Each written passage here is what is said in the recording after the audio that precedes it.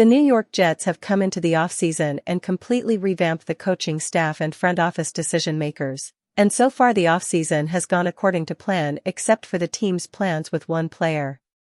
The Jets planned on and were expected to cut ties with veteran wide receiver Allen Lazard ahead of free agency. The team even granted Lazard and his representatives permission to seek a trade, and nothing came of it. As of right now, Lazard remains on the roster. The biggest shocker of free agency for the Jets so far might be that Lazard remains on the roster, and until further notice is their best option as the number 2 wide receiver, Zach Rosenblatt of The Athletic said. ESPN's Rich Cimini described Lazard still being on the roster as one of the early surprises in free agency.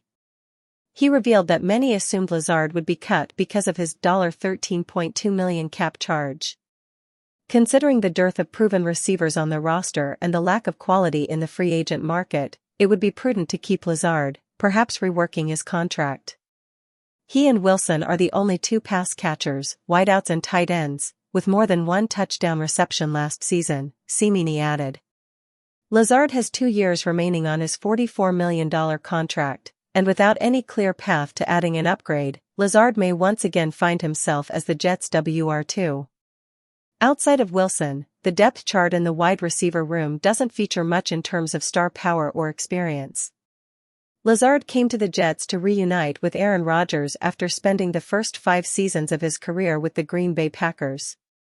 He had a career year in his final Packer season, hauling 60 catches for 788 yards and 6 touchdowns. Lazard has failed to replicate his success yardage-wise with the Jets, having just 841 yards in his 2 Jet seasons.